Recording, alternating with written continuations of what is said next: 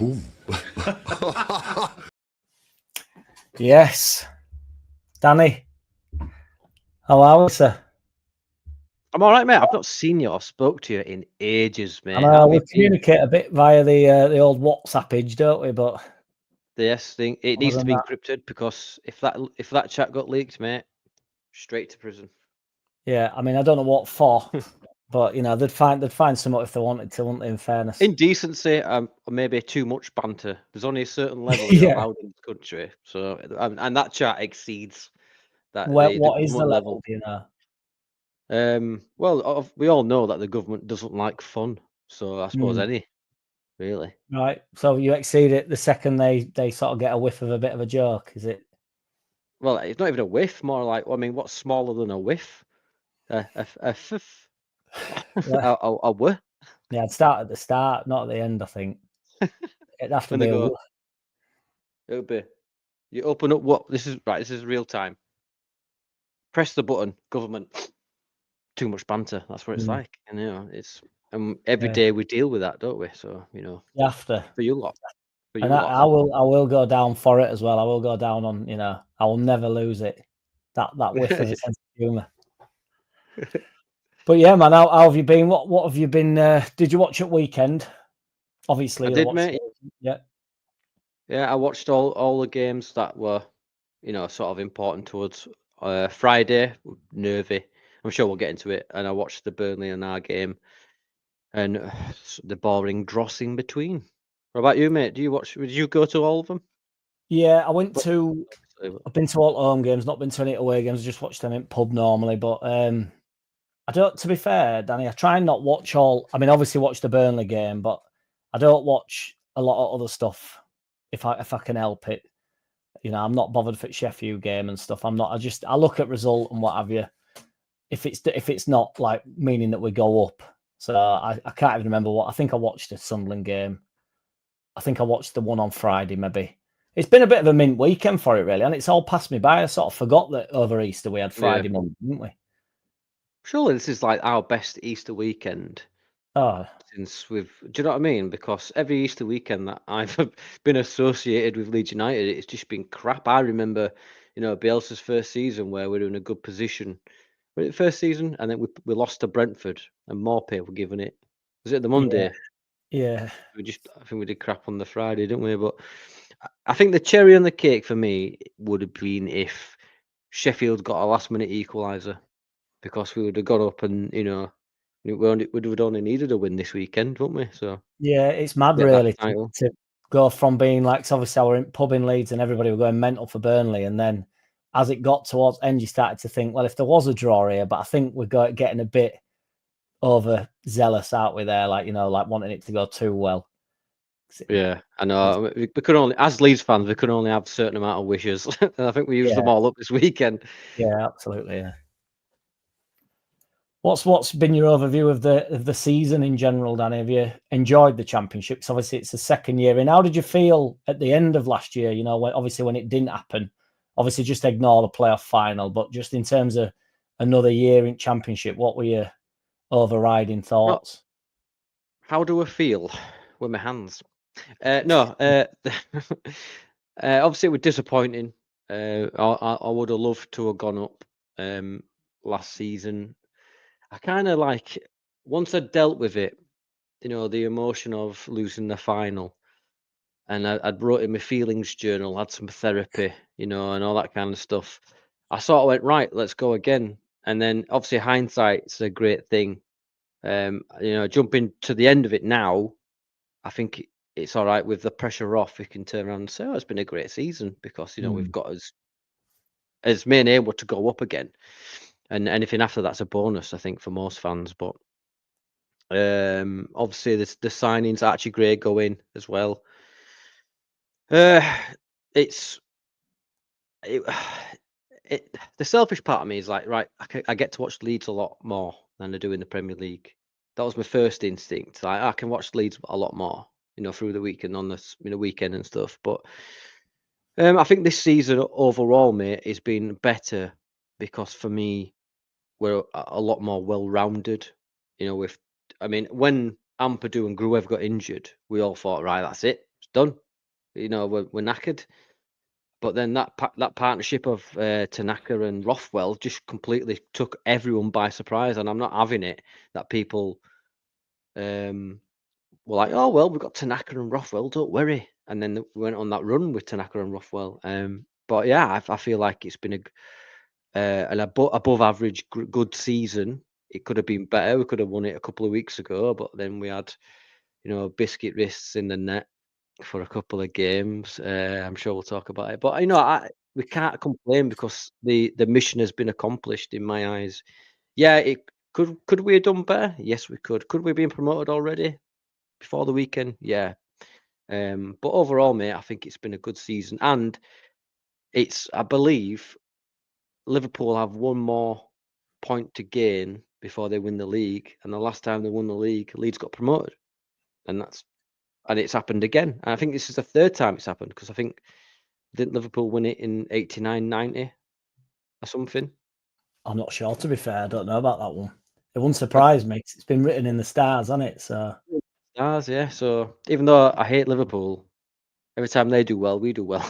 Do you know what I mean? yeah, But yeah. what thoughts, mate?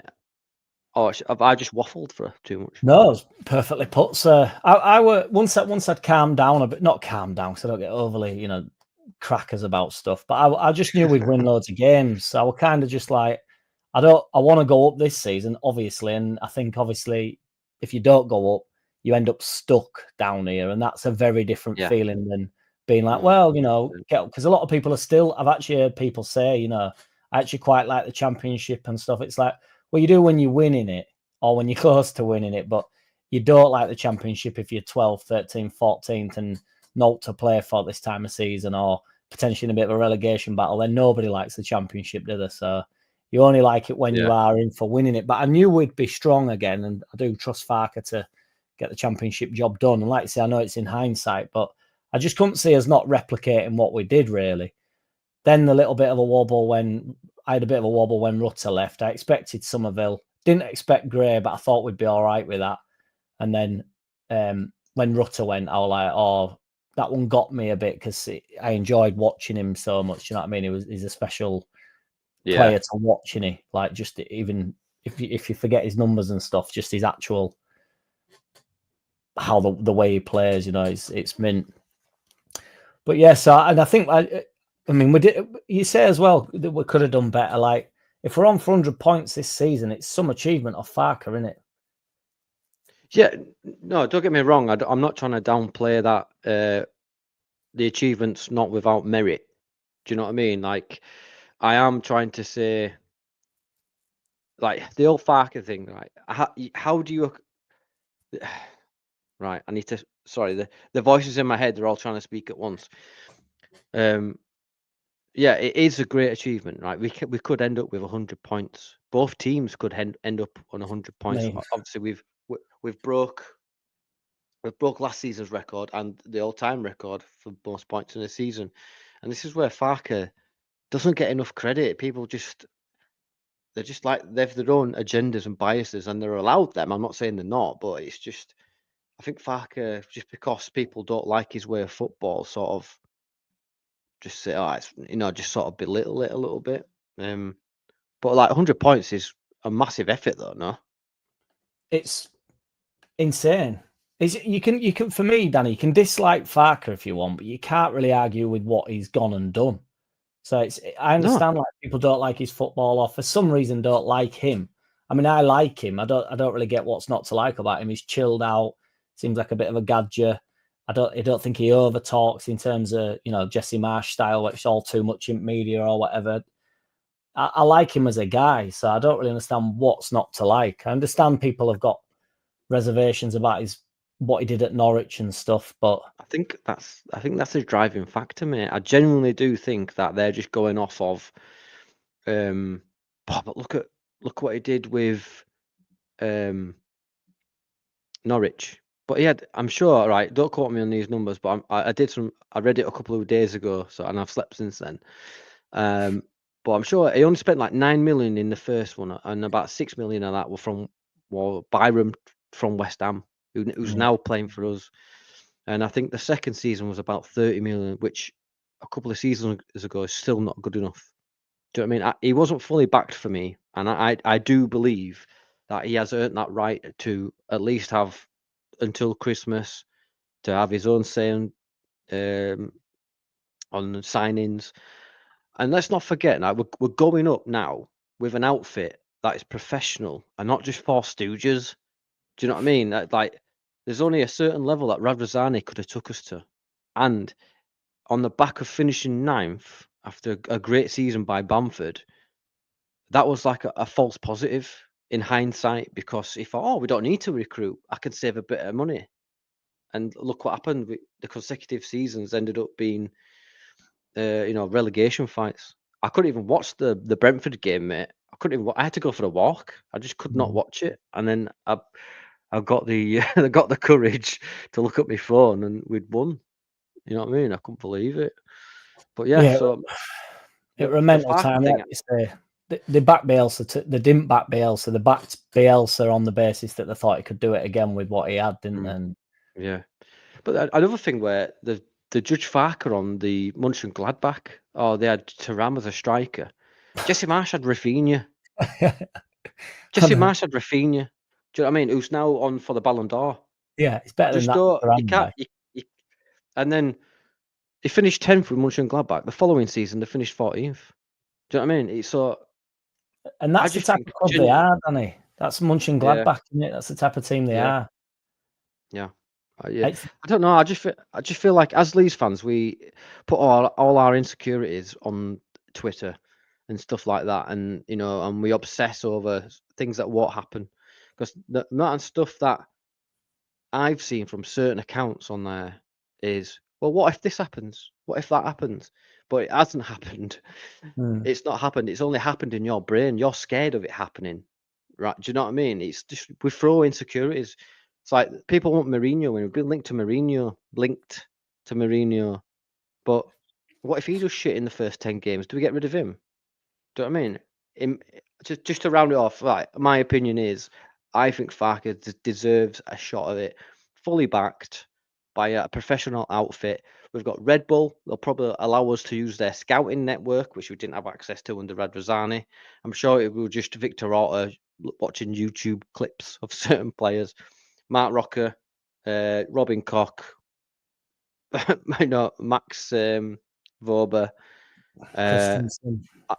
Christensen, the flaccid Viking. You know what I mean? Who's not being here? Jack Harrison's not one of them, but I'm surprised at Jack Harrison, to be fair.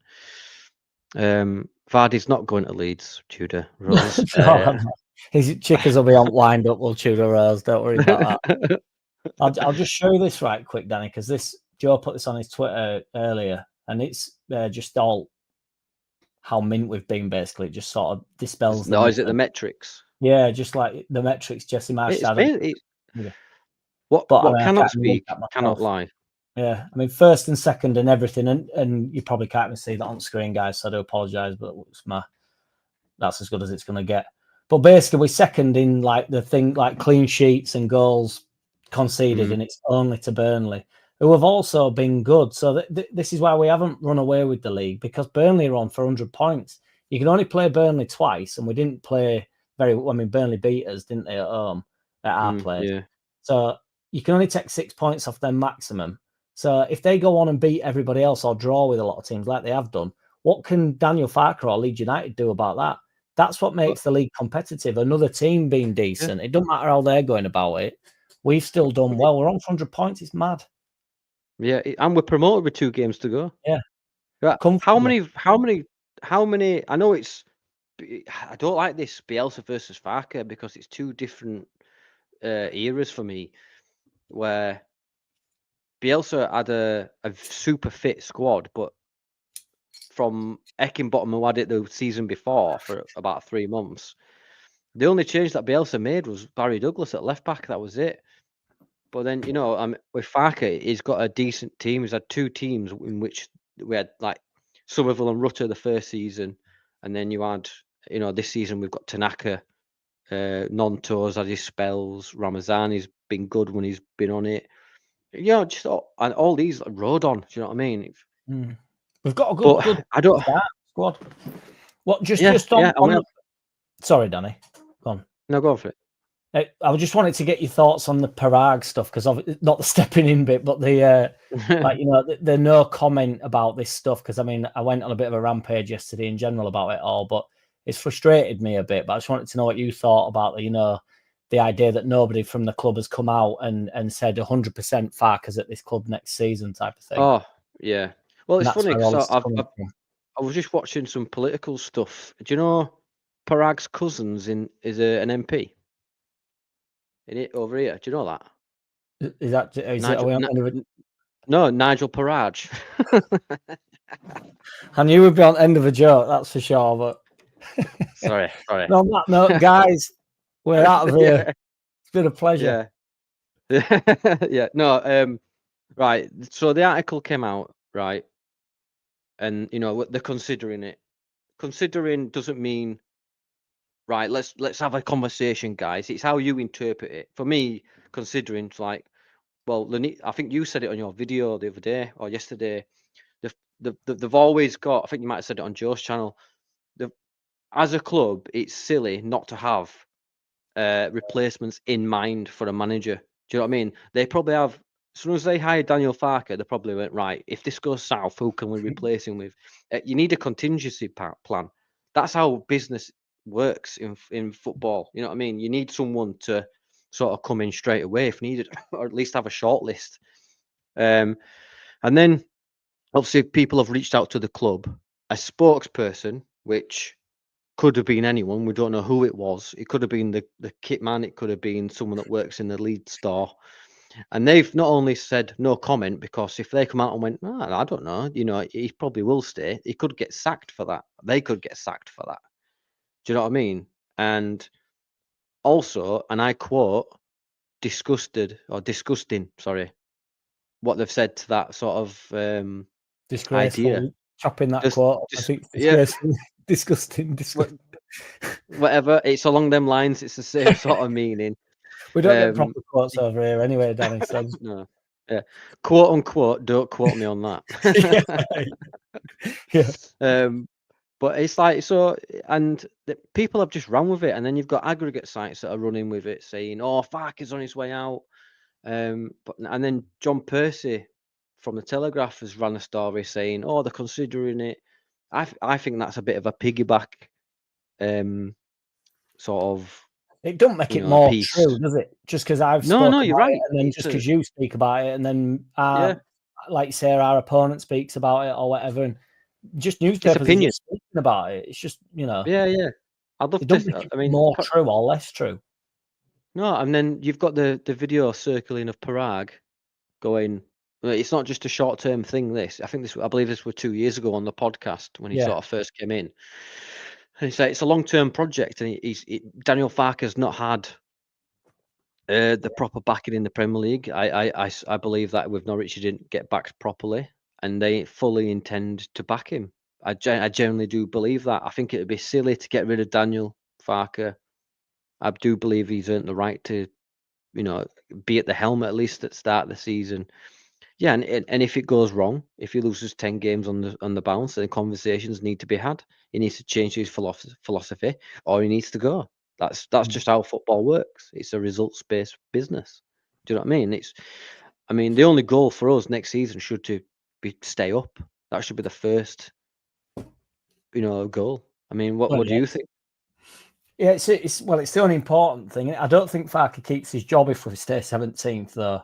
I don't, to be honest, I'm not, as much as I'm on board with finishing 17th, and I would take it. I won't take it right now. A lot of people are saying, "Oh, if you give me 17th now, I'll take it." Like, I ain't taking that, because I think a lot of things roll the dice. Yeah, I think a lot of things happen within the club if we all start saying 17th now. The thing that interests me, because I think we should be aiming for 10th to 14th, you see, which is a big ask. But I think if you actually get out of the cack at the bottom, I think it's another little mini league in there, and I do think we can get in there if we recruit right. But if you look at Wolves has they've only just picked up form towards the end of the season. Do you know what I mean? Leicester in turmoil, Southampton are just pure gash. That's what I mean. So bad.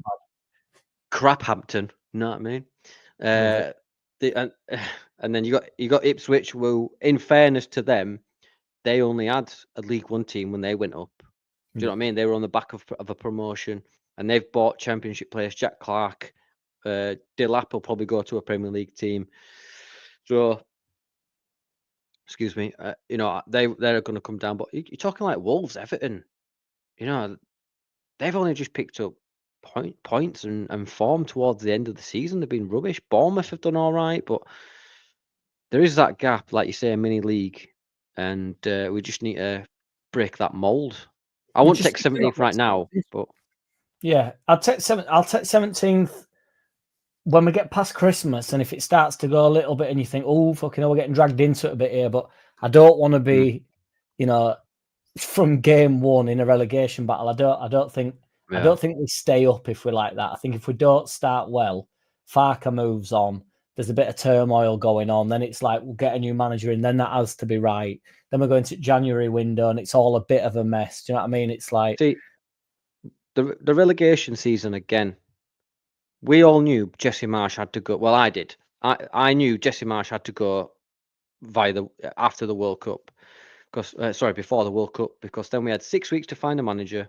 He had 6 weeks to implement with the players their new philosophy. Like, there were words, rumours that I heard that we were after Emery, but Victor Orta, you know, slammed his chops down and said, you know, if we sack him, if we sack him, I'm walking. And Rad's backed down, which he never should have done. Side before self. No one's bigger than the club, especially that frog-faced. It does, doesn't it? It looks like one of them old trolls you used to put on you know what I mean, like a melted one. Like you used to put on your pencil. Do you know what I mean? Just with no air. Yeah, but we're just like, yeah, but instead of going up, it went down and round into his beard. But yeah, and then we backed Marsh in the January window, and then sacked him in February. And there were just these colossal events. It was just so badly managed for me in that last season. I can't see the 49ers doing that next season, because, like I said, it were four stooges last time. We've now got the backing of the 49ers, who are worth billions, and you've got Red Bull, you've got Lowry family. Do you know what I mean? And it's like, yeah, with Red Bull, you've got the scouting network as well. You ain't got just Orta's mates. Is it Ortiz or whatever his name was? You know, just going around looking at Harchester United and stuff like that. It's big boy shit now, isn't it? It's literally, like you say, we're in with big boys. Go on. Yeah, 100%, mate. And like, these Red Bull's got a vast network. Do you know what I mean? Like, what's his name from Brighton? Is it Bloom? Tom Bloom or whatever his name, the owner there. He's got his own little algorithm, and he works closely with Footy Manager, who have all these little wonder stars, and that's why, you know, Mitoma, what I find that is. And I just feel like if we get the right players in with the right attitude, because that's what FARKE looks for: attitude, performance, and how they make a cup of tea. I don't know. You know, I don't know what the third one is. It doesn't seem well. That'll do what you know. There's just a bit of English. If you can make a cup of tea, then you're ready for Premier League. Really, I'd say. I'm just saying, if it's too milky, you're out the door. Yeah, you know I mean, you'll like your tea builders, won't you? Strong. I see. I'm a coffee guy. Oh yeah, well, that's stronger, isn't it? Yeah, especially when you put it through the eye. You know, like eyeball Paul. Yeah. And I snort it on a morning as well. It's the granules or the liquid. Both at the same time. One in the side, one in the side. You just got to keep stimulated. Yeah. How do you get the granules in there? Well, basically, you just do this, and when you blink, it gives you a buzz, and then, you know what I mean? Your eyes come out like the cartoon. You're like, ooh, yeah, ooh, yeah. And then that's it. You're ready for the day. You know, butter a croissant. You're on your way to work. Oh yeah, zinging. Yeah. Exactly. Your feet don't touch the floor. Floating into work. Never been happy. Have you been eyeballing coffee granules again? He's been at coffee. The only time I float is when I smell a really nice pie. Yeah, on that cartoon hype again. Yeah. Yeah, man. But yeah, in terms of backing FARKE, what I mean, I don't know about how much we're going to spend and stuff, but I wanted to get your opinion on, like, everybody goes on about this marquee signing all the time. And, you know, like when we went up the first time, we got Rodrigo and it was like the marquee signing. And then at the start of this season, we needed a marquee signing. Now, I don't know what a marquee signing is. I think if I'm correct me if I'm wrong, but I think a marquee signing is just somebody really expensive. And we've not done that with 49ers. That's how I see it. A marquee sign is a statement of intent. Yeah. Do you know But what I mean? I'd much rather buy Tanaka, who isn't a marquee signing, isn't a fortune, and then ends up being the marquee signing. You go, oh my god, what a window we had. What a transfer window we had, and we spent 9 million or whatever it was on Bogle and Tanaka. And 10 million on Rodon. Which But then amazing. you have to sort of subsidise that with Rutter and Archie Gray going for 60 million the other way. Yeah. Do you know what I mean? And so it compensates. I mean, look, in realistically, you need to back him to the hilt because it's going to be more expensive. I'm not saying we can pick up £5 million players now. I just mean where I'm at is a few 15 millionaires. I don't want to go into like this. Rodrigo was the Spanish number 9, wasn't he? And people seem to think back fondly of Rodrigo, but it was actually a little bit. He wasn't right, was he? Really? I mean, Lockie made the point. No, you were weird, wasn't he? Villa went for Ollie Watkins and stuff, and that ended up being the better option, really. Yeah. No, I agree, mate, because we were going to go for the cream of the crop, weren't we? Yeah. Like Ben Rama were mentioned quite a bit, and then that video dropped, and it must have just put them off. But yeah, we're like obviously getting promoted to the Premier League now. It gives us access to other players that want to come to the Premier League. So you're talking. Do you remember the saga with that Dutch lad or the Belgian lad, Klaar? It begins with a K. And it went on for weeks and weeks and weeks, and he ended up signing for Milan. Yeah, I do. Yeah, I can't remember his name, but he was playing in Belgium and he ended up going to AC Milan. But for weeks and weeks, we just like shuffled his feet, you know, around this. And Rads were looking for a Rads tweet and this, you know what I mean? And it was just absolutely, we won't have that. The 49ers, we know how they do business. They'll do it straight away, get a good price. Okay, that's fair, and then we'll get the players in. And in terms of backing FARKE, he's come out and said, "Oh, I wanted to invest in January, but I was told that CDK, that was it. Diketele, that was his name. Yeah. Thank you, Einar. Einar's always on. He's always in the wings, willing to help. It's typical Viking, aren't you, Einar? Who? Yeah, Charles Diketele, who's now, I think he's at Atalanta now. And he's bossing it. But I don't want that this summer. And obviously, we've been in the Premier League. We get longer summer, don't we? And we've got a month to start, Danny, because we've done it. So really, there's no more messing about. There's no playoffs. Like, will we be in there? Won't we be in there? They've got loads of time to get it sorted now. So exactly, mate. Yeah, and you know, like I say, with Red Bull, with the 49ers, they'll have extensive scouting networks, and because how else did they pick up Tanaka? They probably got Lockie. Is he all right? Yeah, Tanaka. Yeah. Lockie knows his shit, so I'd get Lockie on the scouting team if I'm being honest. But you know, there's all these things like the professional outfit rather than just some guy going over. Like he flew over to get Gakpo, didn't he? Came back with nothing. And Gakpo were ace. I thought he was great at PSV, but he came back with nothing. But in terms of backing FARKE, he needs a solid defense. He needs, you know, a decent midfield. But not only do you need players in the starting 11, you need cover for the bench. So like there's question marks over Solomon. Do you sign Solomon? Do you let his loan go back? Do you know what I mean? Do you replace Solomon because you've got Ramazani, or do you find a decent Premier League level winger to start on the bench to be Ramazani's? Do you know what I mean? It's like for you, do you sign Solomon if it's 15 to 20 million what we've been seeing? Because I'm 50-50 with Solomon. I think he's a great championship player. You know, he's not even a championship player. He's above that level when he's fit and firing. But what gets me is the injury record. It takes. I mean, and it's the same with anyone. But you get tackled, you're out for the season. I get that, but it's just that he's got scar tissue there, and it's susceptible to more injuries. You know, the stuff like that. But where do you stand on Solomon? Do you sign him? Do you just let him run out? For me, I think 10 million is probably far too low, but 15 million, I wouldn't go over 20 because I just think you can really go out around Europe. People like Lockie know what they're doing, don't they? And there will be players that you can pick up.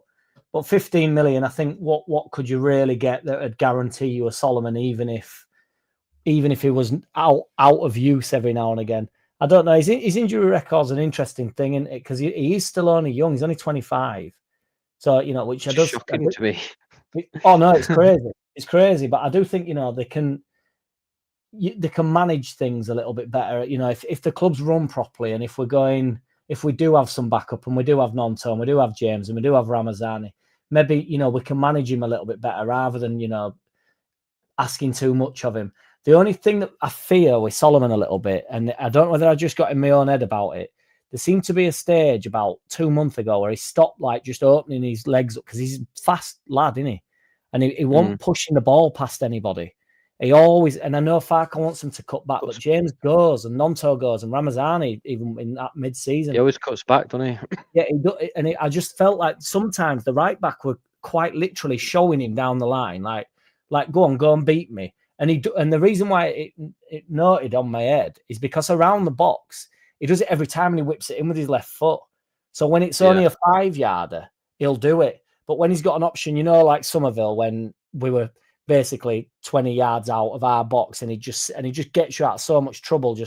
Solomon's got serious pace, and I just felt like and I didn't know whether that were him looking after his body a little bit, and I might be being really unfair to him there, but I just know what it's like when you feel like something's going to go, and you think, I don't know if I can do like 10 of these. Do you know what I mean? Or shall I just cut it back and give it back to Firpo, and we'll just sort of work from when here. When you've done your ACL and your LCL, or your MCL, or any kind of CL, it's a similar like, when you break your leg, and you've gone through all this rehabilitation and strength training, and you're like, you're good to go. You always have that sort of fear in the back of your mind, and you pull out of tackles, don't you? Just naturally, just to protect that leg. And I feel like that's what some players do, because I think, like, I do agree with what you're saying. Like, he does sort of tend to sometimes check back on his right, or sometimes when he crosses with his left, it's not effective enough for me. It's like, when there's 40 yards for him to go at, he just doesn't seem to see all space and go, I'm in here, because you're basically in. If we're sort of catching teams on counter slightly and we're on halfway line, he doesn't just go. He thinks, no, I'll stop. It's like, you should go. It's all there for you. Just do it. Do you know what I mean? Yeah. But maybe that's his game in his head. He's just sort of just check back on his right and put it in, because when he scored that goal against Preston, he says, I've been meaning to do that all season. So, but he said something, didn't he say, I'm not sure if I've got this right, but didn't he say something about an injury though with that? Where he's not really felt the need to he's not wanted to put his foot from edge. That's crazy to me though, if you're playing and you think, oh, cut back and doing the thing that he's good at, because he's got that in his locker. Evidently we've seen it, but he's been doing it every club he's been at. And then for him to not be willing to do it, it's a little bit like, oh, I think it's just that fear. And once he got past that fear, he's crossed that bridge. He knows he can do it, and he knows that it won't take as much pain or as much. I can do it. I need to back myself, sort of thing. But yeah, I feel like I think the 49ers got the work in the summer, because I think the ultimate goal is not only to stay up, but to sort of build on the nucleus of the team. I mean, for me, I don't want to see Amper doing at centre back, even though the Welsh triangle's brilliant. I've seen tweets. I know they're just only asking questions, but should Darlow start in the Premier League? No, he shouldn't. And if the rumours are to be believed, a goalkeeper's already through the door. I don't know who that is, but there was rumours of Sam Johnston. But from what the whispers that I've heard, I'm not in the know, by the way. It's just people I know that are in the know. I've sort of said, there's activity moving already, and I thought it was quite telling. As soon as we were promoted, Parag put that letter out, didn't he? He stepped in with that letter. He did. Is it honestly stepping in and on all over the world, isn't he, at the moment? There's no, he must be knackered. He must be exhausted, man. Yeah. Steps are through the roof. So you were saying there with Ampadu, because obviously them two, him and Rodon, have been brilliant at back, haven't they? But I do want him in the centre mid because I think we can build around him, and he's the proper captain, isn't he, Ampadu? Well, the thing is, when we went up with Bielsa, we sort of built around Calvin. And I feel like, is Ampadu that player that we need to build around? Or is it Tanaka? I think you can build around. I'd like to build around Ampadu just on the basis that he's the most ferocious player we've got, like them, and and he is good on ball. He's not just he doesn't sometimes he's over aggressive, like that fucking tackle that he did when he got that yellow card, and I thought, what are you doing there? Was that his first game back? No, on Monday when we were playing Stoke, he lost the ball. Was it Stoke or Ox? Yeah, no, it was Stoke. Wait, he just literally lost the ball down the left hand side. Yeah, he did. It got away from him a bit, didn't it? Yeah, it got away. I know what they're trying to do, but it looked worse. He were on a run, wasn't he? We were running with ball, and rather than just going, yeah, this has come to an end, they were like, no, it has not. You're getting it, mate. And he did go flying in. He does have them in his locker, though. But it is what it is, isn't it? It's not quite the Roy Keane stuff, but it's a little bit like, I just think he's a very good player as well. Do you know what I mean? And him and Tanaka, would you back that in Prem, both of them? Yeah. I think Tanaka's he'll take away this season because I believe he's played like 1,000 more minutes than he did last season. He's played I think he only played about 20 odd games for Frank. Was it Frank? No, not Eintracht Frankfurt. Whoever it was in the German Bundesliga 2 last season. 20 odd games, and he started 30 odd for us this season. So he's exceeded his own limit, which would be good. So he could go away in the summer, rest, and then he'll come back and he'll get used to and train, because the Japanese are very efficient, and we've all seen the cars and the technology that they bring out. So what he's going to be like in that. I put a meme out a couple of months ago because I love him that much, the Tanakanator, if you remember that. Yeah. Fortuna Dusseldorf, that's the one I know. Yeah, Trusty Einar. He's in the wings again. He loves it. Ooh. But yeah, they do work hard, don't they, Japanese? Like, I remember in World Cup and stuff, they're always like, all of them are they're like a unit out there, and they get about. They're all very. They're so efficient. Yeah. So efficient, mate. I'm not being racist here, but I genuinely do love the Japanese football. I think the quality, and I think it's hard to. It's like you're comparing the J League to Bundesliga to the Premier League. It's all different sort of philosophies and environments out there. But I always back the Japanese to win, when they beat Germany in the last World Cup. Were it Germany? Get one, yeah. Anyway. Oh no, that was South Korea, wasn't it? Sorry. Yeah, went down a bit of a path. Right?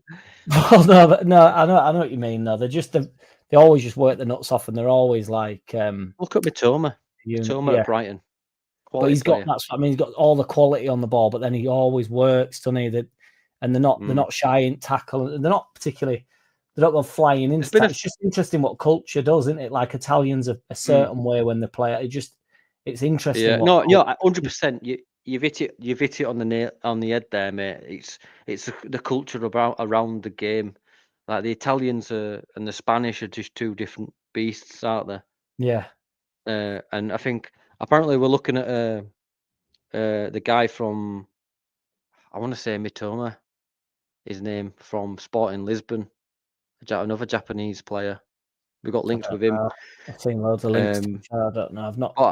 But we have seen that Tanaka is vulnerable and he is human because he has made mistakes. There was one where Caldalo. Yeah, but I think I put that down to fatigue. Do you know what I mean? Like, and I thought it were absolutely awesome. So everyone's there celebrating, having a beer, and he's just sat at the back having a pizza. I fucking love that. I want to know what trainers he had on. I couldn't believe. I know it's crazy, but I was literally like, he was coming down the steps with thing, and they were like celebrating. And I was zooming in on his trainers, and I thought, what am I doing? You know what I mean? Everybody else is like, this is mint now. Like, yeah, but showing your age there. I know. Like, I want to know what them trainers are. They look comfy. Like, I don't think they were there for comfort. I'm there for fashion. You watch porn and you go, ooh, that bed looks comfy. Get a good night's sleep on that. Yeah, I tell you what, that looks rocking. Yeah, But man. yeah, I think Tanaka. I think he'll do well in the Premier League. He might have a few teething problems, but I can fully see Tanaka. Sort of duck to water with the Premier League. Just What would you do because with Rothwell? see, a lot of people are saying they wrote him off before he came. Everyone absolutely wrote him off, and I thought he was good. But he needs to find a home, otherwise he's just gonna. It's clear and obvious that Bournemouth don't want him. There might be something. There might be something in his contract to say, can you buy me for X amount? Maybe he's a good bench option. Do you know what I mean? If it's for like 5 million, it's not, is it, to a Premier League club?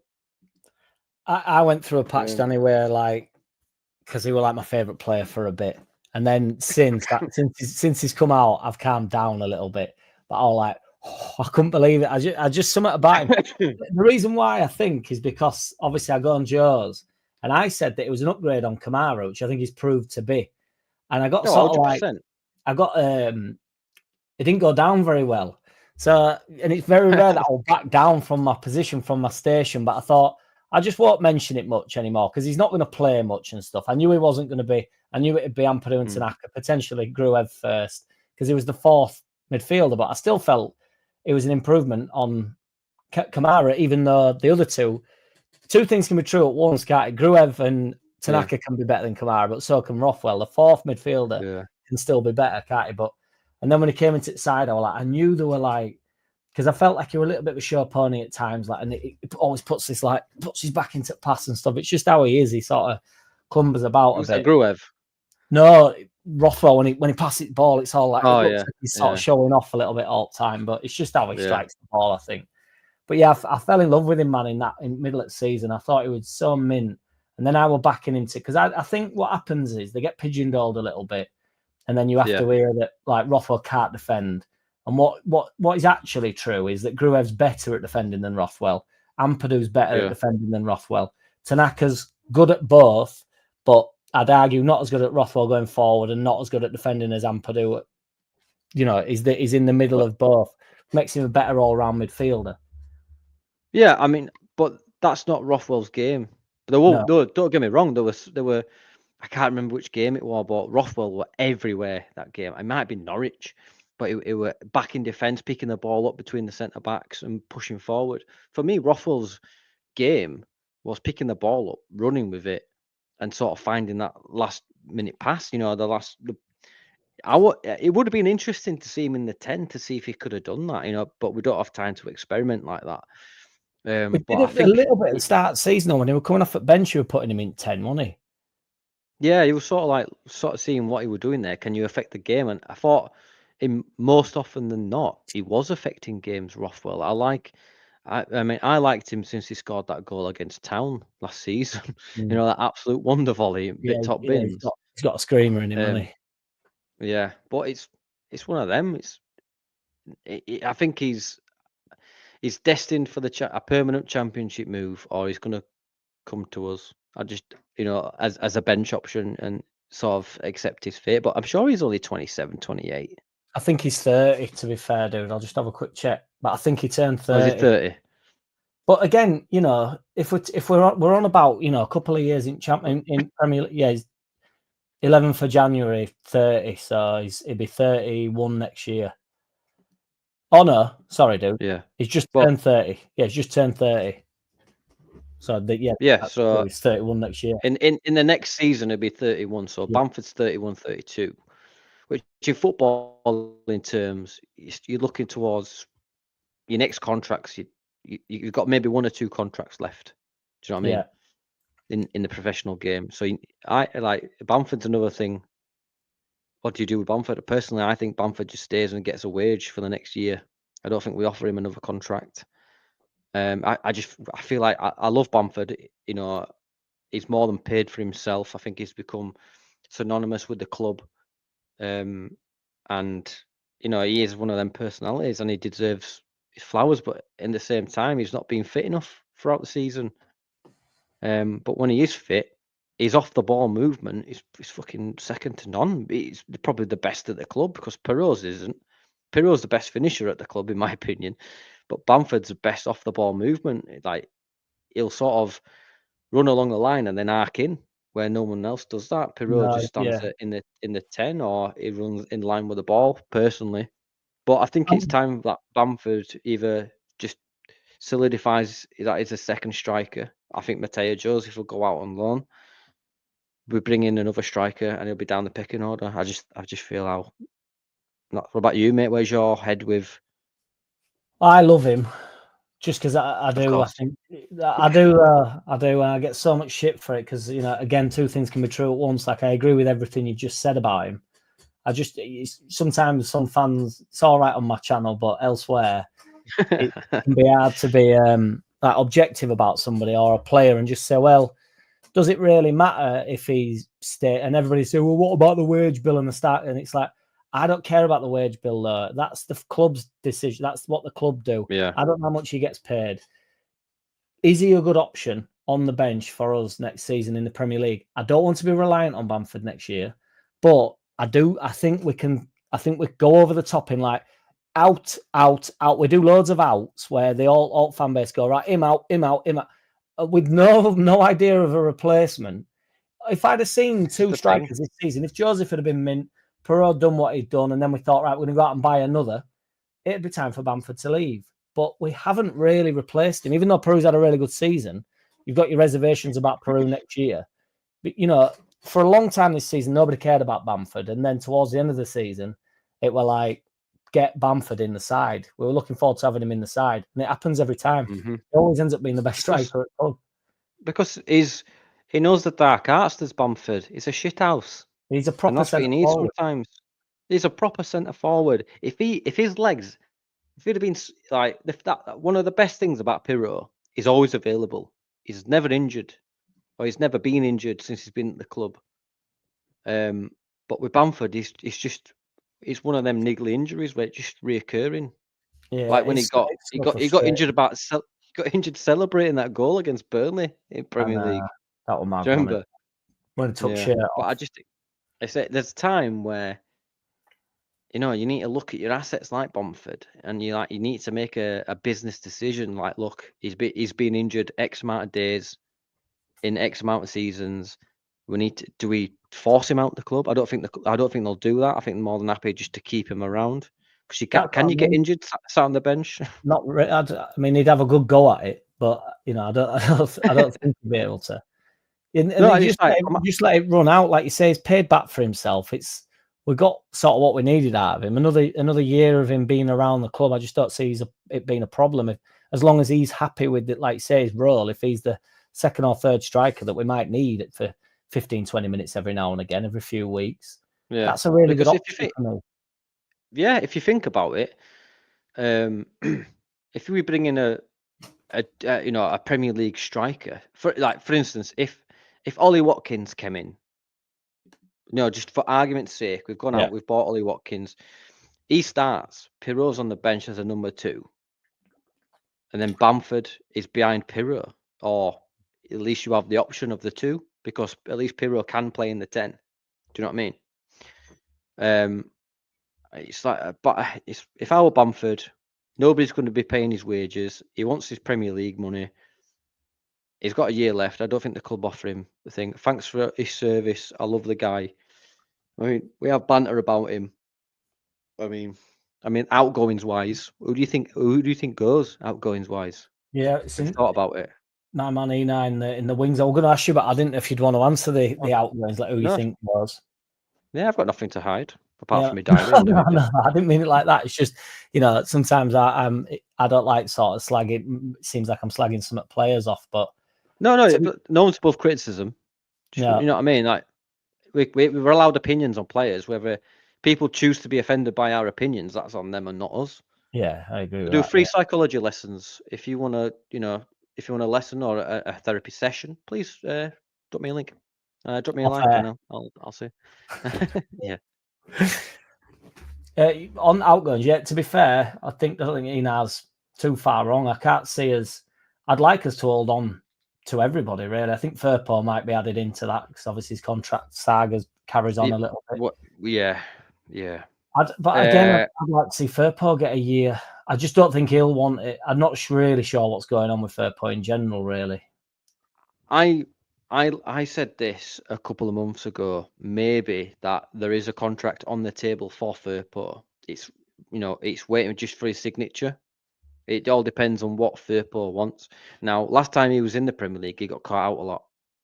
Do you know what I mean? He won gash, but I've not seen a better redemption arc than Firpo's, because everybody hated Firpo, and now everybody loves him. He's almost a cult hero, is Firpo. And he's legitimate, though, isn't he?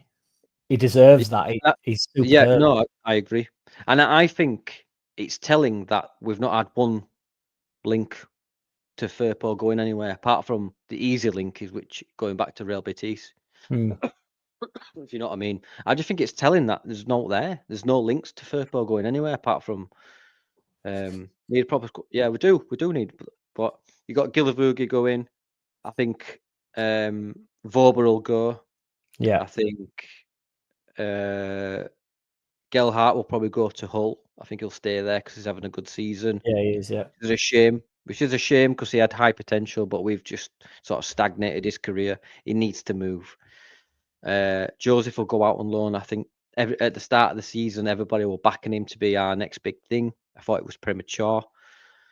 He started the first 8 games, did okay, but I think he just needs to learn the arts a bit more. I'm not saying he's a rubbish player. I'm just saying that he needs to learn his trade a lot more. It's all right him being this good player in the Spanish under-21s, but that just means that they're all the same level. He can do well against his peers at the same talent level, but when he comes up against a 6'4" championship bastard, it's a different story. All season, 100%, man. Playing against an under-21 centre-back that wants to progress himself and wants to play out front back and wants to impress on the ball and stuff. When you're playing against some big, I don't mean to be awful, but some big numpty in Championship who's brilliant at football, but he knows what he's really good at, and what he's really good at is not giving you a sniff all day. That's when you go, well, hang on a minute. This isn't somebody that thinks he can go play for Real Madrid. This is somebody that's quite happy playing for Stoke, and he's going to be a nightmare today. I mean, we're back to a bad example. But, where it's just like, I'm not here to play out from back, mate. I don't even want the ball. I just want you to have a nightmare today. Do you know what I mean? That's a very different game of football, isn't it? Yeah. My sole job is to stand on your toes on a corner so you can't run. That's the entire thing. You see these arms, mate, they're going to be like hugging you all day. Mate, it's like with Jack Robinson at Sheffield United against Plymouth, where he's just literally holding him and he's falling over. Do you know what I mean? The dark arts of the Championships are brutal. And then don't forget, we've got Jack Harrison coming back to the club in the summer. He'll get booted. No, mate, he's beyond redemption. Aronson had the balls to come back and fight for his place in the team, and I think he's a better player for it, because what better place to find your trade, to know what you can. Because let's face it, Aronson were better this season than he played for us in the previous 2 Premier League seasons. Do you know what I mean? There's no better place to learn your trade than the lower leagues of the EFL. In a decent side, in a decent side, but not like you learn a lot from playing against different strengths, what you can and can't do. You learn more about yourself and what you're capable of. I do think, like, I'm always on the fence with Aronson, because I think, like, his duties are really good. I don't think he's a 10, but he's really good up until the fact that Aronson. Maybe he's a bench option, but I think he's really good up until the final third. Do you know what I mean? Like, his passing's off. If his passing were just that smidgen bit better, like he played the ball into Peru the other day, and it was just behind him. He put too much pace on the ball. Not long after that, he's just not a natural number 10. Do you know what I mean? He's more of a winger or an inside forward. Yeah, I mean, they all are a little bit. I feel for him in 10, because Rutter there's no denying how mint Rutter is at footy, on the ball and everything, and people used to get frustrated with him and his final products. Now, I'm not comparing the two, but it's just when we're basically winning every game, there's gonna be a lot of moments where your number 10, no matter how good he is gonna make these mistakes, because every time he turns, there's players coming from everywhere. The ball has to be right. he has to make the right decision every time. If you're out wide, I think you can hide a little bit and you can just focus on beating the right back or the left back or whatever, or cut back and give it inside, give it to players like Aronson. Do you know what I mean? It's a really difficult position, so I do sympathise with it. But with him even Rutter, even with Rutter, yeah, he was great, but even he was frustrating to watch at the back. His defensive duties were shocking. Like there were times where he'd lose the ball by just trying to do a fancy flick, or try and pirouette around someone on the edge of that 18-yard box. There were times where I was like, just take him off. Do you know what I mean? Because he's just taking the piss. And you take that off him just on the basis that he'll change the game when you need him. That's the thing with Rutter. He created something out of nothing. Aronson doesn't sort of create. No, I agree with that. I'm being a bit harsh on Aronson, but when he watches this, and I know he will because he's a fan of the show, he'll take this away and he'll work on his Cruyff turns and crossing. Do you know what I mean? When he was through against Oxford, I fully expected a professional footballer to bury that chance, but instead he scuffed it and he rolled along the floor, and it was a good save by the keeper. But you know what I mean? But I think Aronson, it's 50-50 with me. It's rather he's a bench option to bring him on to tire out the rest of the game. Yeah, I agree 100%.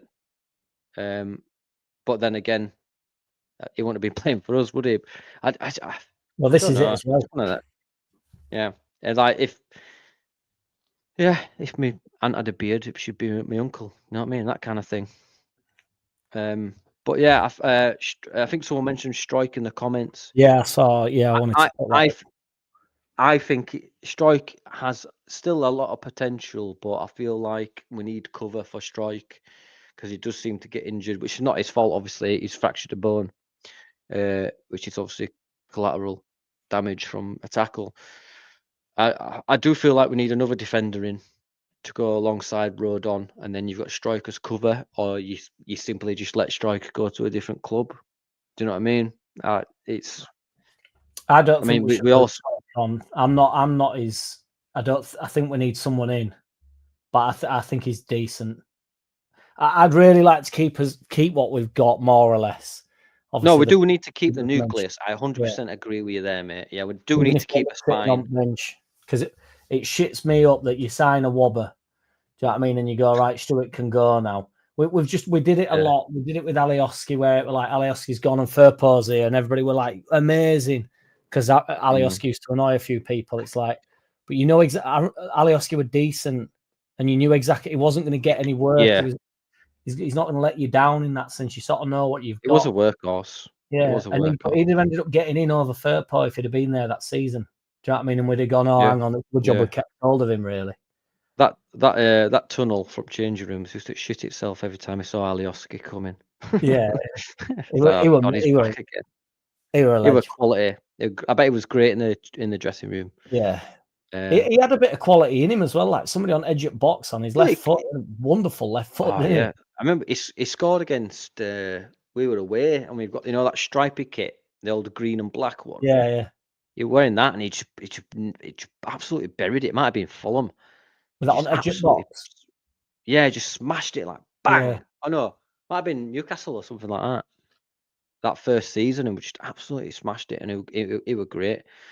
I still remember him scoring at the City Ground against Nottingham Forest in the black kit. Remember the black Kappa kit? Yeah, it's mad, which I regret not getting now because I absolutely it looks. I don't get great. kit. No, I don't get shirts. I feel like I'm having a bit of a midlife crisis if I get a shirt. I get all training tops, but I don't know what. I don't know. It's like if I'm the same, mate. I got the the blue and yellow sort of hoodie that you had on the other day. Yeah. And I'm like, ooh, it's only 30 quid. I'll get it. Ooh, I'm one at Players now. I was like, yeah. And our lass is like, you're sad. I'm like, I know. Yeah, I know. Yeah, but I can get away with training socks. I'm just chucking that on. But if I'm putting the Leeds, the full clobber on, the full kit, Danny's the full kit wanker. Full kit wanker.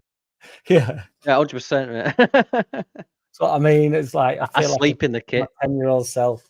I'll sleep in it even. I'll be up for that. Yeah. I'll be up for being a goon in my own household, just not for anybody to see. Yeah. I wander the streets at night dressed as who can I think of? Pierre-Michel Lasogga. I like how you set up 2 jokes are good there, Danny. Oh, where can I finish this joke off here? I wander the streets at night as tonight, Matthew. Pierre-Michel Lasogga. Get in the box, you fat.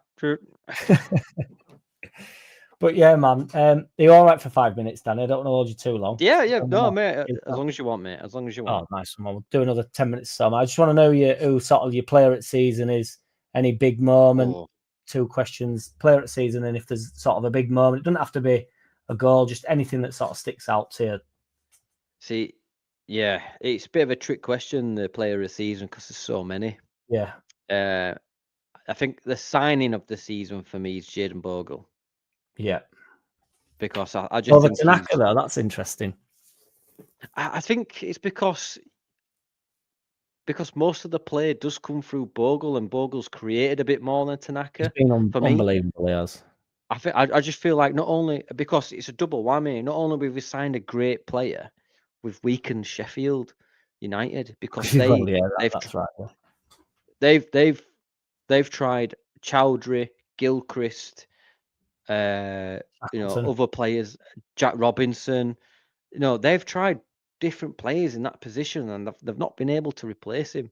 So that for me is like that's the signing of the season. Player of the season is probably 3 for me. It's Rodon, DJ, and probably Tanaka. Those are the 3. You got Solomon as well, aren't you? But I think I'll go with the 3: DJ, Tanaka, and Rodon. I think Rodon, the spine of the team, in my eyes, should be the captain. If Ampadu's not on the pitch, I just feel like he's an absolute brick wall. He's a very passionate person, wins everything. It looks like a mangy bastard as well. When he misses a tackle and stuff. I'm not keen on that though, Dan. It can get on my. I feel like he gets a bit whingy when something else happens. I don't mind his own thing, but I don't like that sometimes. I do feel like he looks to blame other people sometimes. But when we've seen that, Mellier's been in net. Do you know what I mean? Yeah, no. Like, I know it's up for interpretation, but when Mellier's made mistakes, Joe Rodon's nearly been down for GBH. Do you know what I mean? That thought's crossed his mind, and he's gone, is it worth my career? Do you know what I mean? But I can't give you just one, mate. I'm going to have to give you them 3. No, that is fair enough, man. It's hard, like you say, because they're so integral as well. So it's hard to pick one. I mean, but all I will say is if you were picking player, you would have to, wouldn't you? Yeah. We'll give you the grace of 3. But if you literally had to just jot one down, what would it be? If you were, you know what I mean, you got to put your vote in. Yeah, just honourable. Solomon is an honourable mention for me. Do you know what I mean? I know obviously the other ones, but I think it's gonna have to be Rodon for me. Yeah, I think it'll have to be Rodon because I think he's been there all season. He's not been injured. He's a leader at the back, and some of the tackles he's done and the passion. But I have to say that the rest of them that I've mentioned are very close seconds. Rodon probably just edges it for me. Yeah. Is there any big moment, Danny, that just off top of your head that just sort of sticks out? I think in recent, I think it's the Oxford win. Recently, just going off recent, you know what I mean? Because mine are always recent. I can never think back to because it just feels bigger, doesn't it? It's just a matter of fact. Well, I'll tell you a story if you've got time. Pull up a sandbag. Certainly, sir. Well, I was on a Caribbean cruise. You know what I mean? No. And so I didn't have internet access because I was in the middle of the sea, but I had to watch the Sheffield United game via Sky Sports News. So I kept seeing the ticker coming along, and it went like Sheffield United won. I was like, for fuck's sake! And I had to go through all the same stories, all over it and all over. And then obviously, the most important thing for me was Tanaka scoring at 2-1. That's a memorable moment for me. Tanaka scoring for the 2-1, and then But if I had to pick 2 games, it's probably obviously the Sunderland and the Sheffield games back to back where we've won them last minute.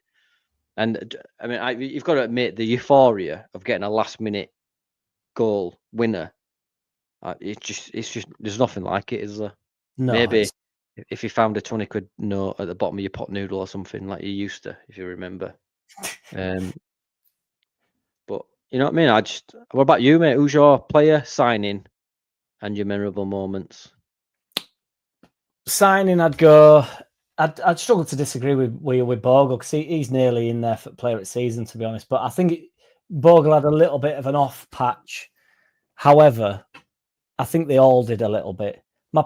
My player of the season, I voted for this a few weeks ago, and I went with Dan James. But obviously, Dan James has not been as effective in recent weeks, and then he's come back and all this stuff. I'd always end up going for an attacker anyway. So if I had to just pick one, I probably would still go with Dan James. I think he's been mint all season for the, it's been extremely important He's and been getting great. goals. But yeah, I think like you say, if you were with Rodon and if Ampadu would have played a few more games, I'd have really struggled because Ampadu's my standout, even though I'm cheating the game a little bit there. There's something about because my big moment is Ampadu getting back. When he came back, I was like, oh, now that you say it, I could argue dropping Millier is a big moment. Well, that's a big moment, isn't it? Fucking hell, yeah. Because it needed to happen. And look, I think Caldalo's conceded 1 goal since he came in against Luton. Yeah, he's been good. He has been good. He has been good, but like he's been what we've needed. You know what I mean? Yeah, he's firmed it up, hasn't he? I think it's over-egged a little bit, and this in defence of Millier. It's just I think it's been over chopped up a little bit on the basis that a few balls get whipped in and he can catch it. Do you know what I mean? I don't think it's as. I think it was the right call. It was the right call. It was the right call, yeah. And it's. I just don't think it's won as the league necessarily, but I think it's helped. Yeah, I think it helped the confidence of the team, and obviously that coinciding with Ampadu coming back, I think it just this surge of forms. Just obviously, no one expected Sheffield United to lose 3 games on the bounce. No, because at the end of the season could have been massively different. Yeah, I mean that but that's holding your nerve, isn't it? And we've wobbled, haven't we, last year? And I mean, I felt everybody did, but just holding your nerve a little bit and getting a 6-0 is proof in the pudding that we've gone on. Do you think we'll go on to win it, Danny? Finally, I think why not? Do you know what, mate? I was thinking about all the scenarios, like Minority Report in my brain, and I was thinking if Burnley drop points this weekend, so if they lose and we win, and so that'll make that we're 3 points ahead. So even if they win next weekend, we've won it anyway. No. Yeah. Is that I right? mean, unless we get beat 90-0 or something. Yeah. But if I don't think they will because they're unbeaten in 31 games or something stupid at Burnley. It's crazy. So they play this weekend. We play Monday. If they lose and we win on Monday, the title's ours. That's how simple it could be. And they've got QPR who aren't exactly rollovers. So I do think we're going to win it. I think it's whoever blinks first, and I think that we'll go on to beat Bristol, and we'll be, I think Plymouth will be relegated by then, because it would have been nice to give Plymouth some points on the final day because they give us, the Sheffield United. Gives us pasties of shit anyway. I just want that 100 points, me. No, I agree, mate. I think stuff to bed. It's like, good night. If you're that team, you go, we've been promoted. But if you're Ampadu, that captain, I'd expect it from my captain to go, right, lads, 2 more wins from glory. 2 more wins from glory. You get silverware. Your names get etched in history as champions of this league. It's a big thing. Honestly, mate, right? Because obviously it's the old First Division trophy that we get. Now, Premier League fans, this day and age, dismiss the Championship. They don't realise how hard it is to get out of this league. They don't realise the the toil and sweat that you have to give, the blood. Do you know what I mean? To sacrifice to get out of this league, and they just, I just think like, so when I was speaking to some of my mates who are absolute glory hunters and sport, like scum or whatever, they were like, "Oh, championships, no." I was like, "You'd struggle. You'd absolutely struggle. All your prima donnas would be rolling around Ugh. in what could only be described the pitch as the Somme. Do you know what I mean? Because it's that muddy and it's crazy. But I think it's underestimated and it's under acknowledged and Yeah, underappreciated. and This league. by me, it was. You know, I've no interest in it, and I won't have any interest in it next year.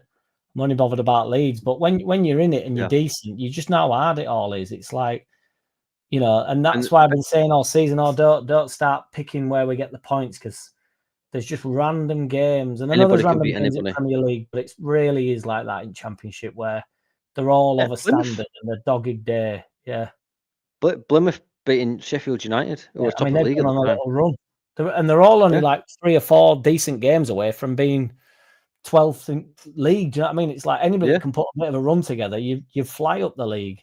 That's why there's normally somebody runs into playoffs, isn't there? Yeah, like all the bottom 5 picked up points. It's so close to the bottom. It's unreal. Like there's only 3 points in the drop, and then from 3rd down, all dropped points. So Bristol only had to win at the weekend, on Easter, sorry, and they'd been secured a playoff place. Sunderland have dropped off. Sunderland have been on such bad form. Yeah, I agree. Parag he's done a great job, and everybody were tipping Sunderland to be champions. Do you know what I mean? And I'm so glad, by the way, so glad we're not in this league next year, because you've got Southampton, Leicester, you've got Birmingham coming up.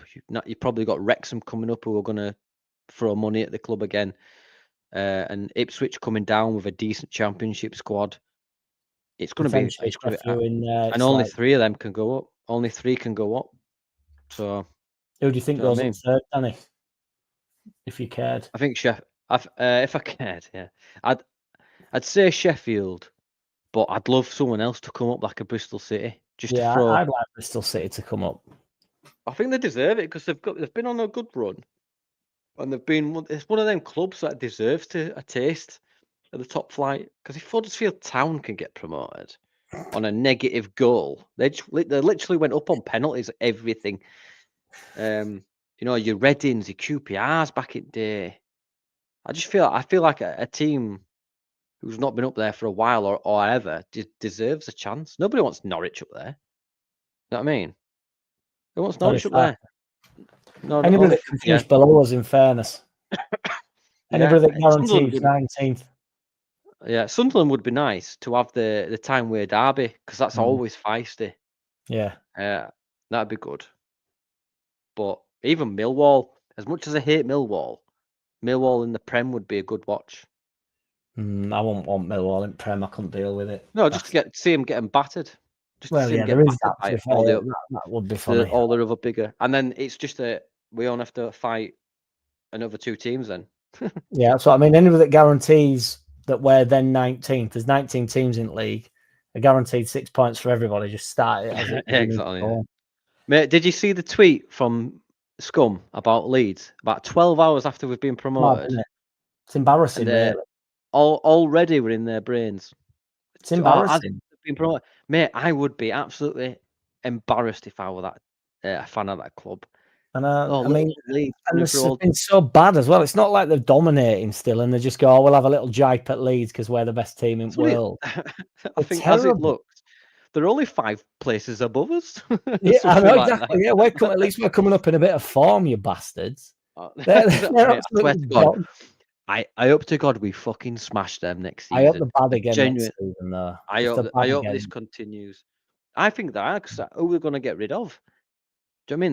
They've got to have a massive rebuild. Yeah, and everybody, every time they do something, I always think, oh, maybe this is it, and it just never is. So, you know, maybe when I start to think that it won't be, then maybe that's when they'll turn it around. But it's just when they bring a manager and I think, oh, they've probably got it right now. They're probably going to change their fortunes. Just can't. Yeah, I do feel like this Leeds United now going into the Premier League, I do think we'll be a different animal. And I'm not saying that. I'm a Leeds fan, and I'll back my team. With the right recruitment, there's no reason why we can't stay up. Only thing that people have against us is that we're a newly promoted team from the Championship, and they've gone through the old same story. Oh, the 3 that went up will come back down. We just need the right recruitment, and we need the right philosophy. And I believe FARKE is that at the moment in time. Give him the players that he needs, because people have wrote him off already without even signing a fucking player. Because I saw someone with a load of question. They were like, "So you're telling me that the team that started the game on Monday starts in the Premier League?" And I was like, "Well, no, because we'll sign people and people will leave. Do you know what I mean? You got Melier, Harrison, all them will leave, and it's crazy because the bias and the agendas against FARKE just take over their opinions. They don't want it. They block you, as you well know. The people block you before they get their thingy. But anyway, let's not get.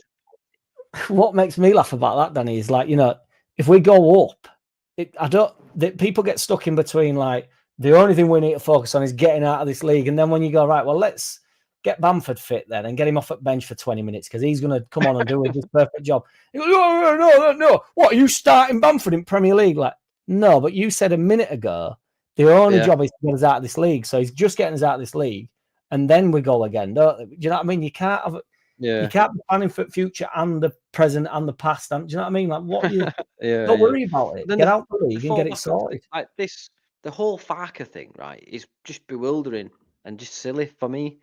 Like, let's sack FARKE. He's done his job. Let's get someone else in.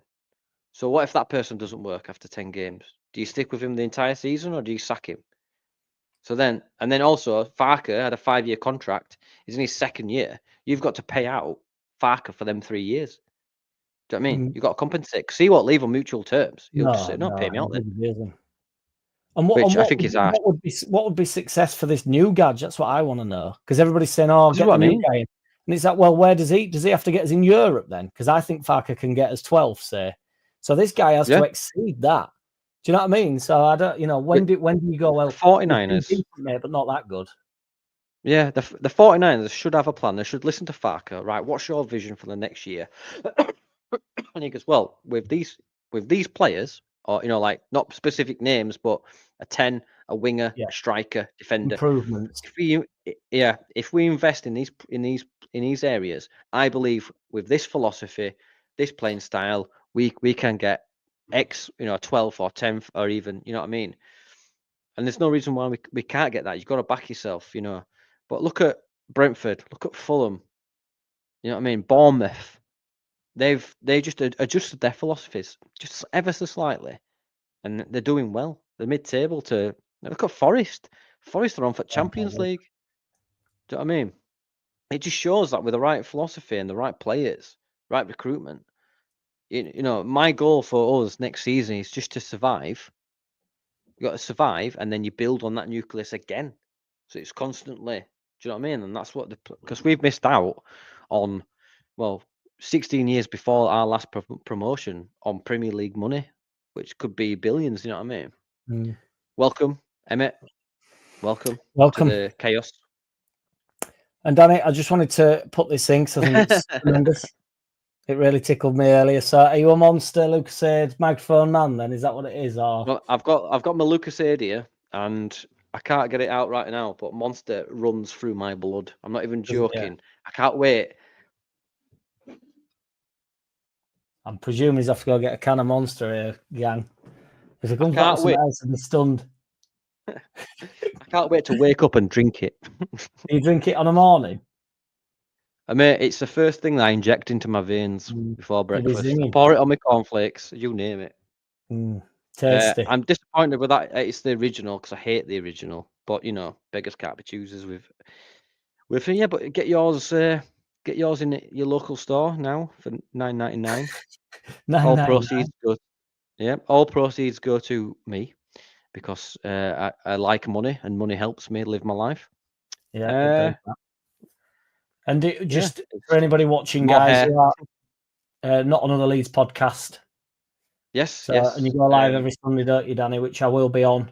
I think am I coming on this Sunday, Danny? I don't mean to preempt it, but Yes, no. Yeah, so it's you will be on this Sunday at 7:30, and it's how would you explain it? Would you say it's a bit like a game show? It's different. If I don't mind me saying myself, it's a bit different to this and Joe Wayman and One Leeds and all that kind of stuff. It's pretty much like a game show. We've got like guess the player. We talk about topics. There's a lot of memes, and it's all about banter, and we have a good time, don't we, Jack? yeah, it's awesome. Yeah. So you can go over there, smash a like and subscribe, and you'll get notifications from when we go live. But please, if you're not a member here, please become a member here as well. Jack's a really good guy. Check his music out as well. Don't worry about that. It's on my when I make love. It's the only thing I play. That's the only reason I made the music, so that we could eventually get it to you, so that when you're making love, it's on the playlist. Yeah, exactly. Candles. It sets the scene. Yo, my name's Jack. That's his first song called Jack. Yeah. And once the rhythm goes, this is proof you're not focusing on the music when you're making sweet love. I think there's no. Well, when the beat drops, mate. When the beat drops, my ass is like a fiddler's elbow, like a sewing machine. Gets up, literally. Yeah. But yeah, Danny, on that note, cheers for coming on, dude. I appreciate you. So everybody go check out Not Another Leeds podcast. It's well worth checking out. He's a proper good lad, is Danny, and he's good value, as people would say. So, and I agree. In Nettos, if you're old enough to remember Nettos. Nettos, I'm in the bargain box. Did Netto get bought out? Are they Aldi or? I can't remember who by. Netto. Grab our bagger and off we go. Netto. Yeah, I used to love Netto. Yeah, I think it was like Lidl or something like that. It might have been Lidl. Yeah, it must be. I think one of bargain ones bought it, didn't they? Yeah. Because Netto got a bad name, whereas Aldi and Lidl, they just don't, do they? No, because it's the croissants, I think. They do What, really the good bakery? croissants. Pain au chocolat. I'm Pain au not chocolat. No, it's all coming out now. It's all coming out now. Give me that. Give me that croissant, but not pain au chocolat. It's not for me, man. Give me some chocolate or a croissant, yeah. Come on. No. What about a hazelnut? You like a bit of a hazelnut croissant, or? Oh no, I like hazelnuts, but nothing. Don't mess with my croissant, man. All butter, and that's it. Anything else in it is grotesque. Look at Andy's comment. Andy, you are a man of a fine culture. Do you play golf because Jack's music puts you off your stroke? If anything, it adds to my stroke, mate. Yeah. Yeah, yeah. Thanks for having me, mate. Thanks for having me on. I really appreciate it. We'll get you on once a month if that's cool with you, brother. I'm happy with that, mate. Yeah, not a problem. We'll get you on. We'll put you on the. Can your members hack it though?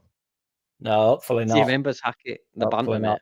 The government's going to come down and shut us up. Yeah, exactly. Yeah, the banter warriors, banter jolters, banter halters. Underlap. Yeah, man. Oh, yeah, the underlap will be after this. I just go on and talk some shit. So, and have a beer with the boyos. So I'll be live in about 10 minutes. So, but yeah, go check out Not Another Leeds podcast. Danny's a top man, and I will see you all in a bit. Love you, Parag. Thank you for stepping in. I don't wanna play no games. No, I don't